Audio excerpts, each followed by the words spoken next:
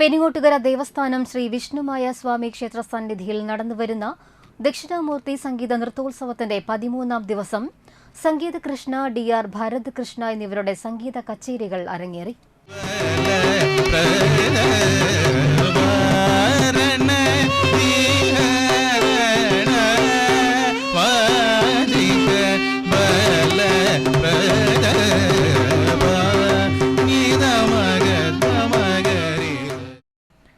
തൃശൂർ രഘു വയലിനിലും doctor Palakkad K Jayakrishnan മൃദംഗത്തിലും ഇരിങ്ങാലക്കുട മുരളീധരൻ മൂവർശംഖിലും അകമ്പടിയേകി.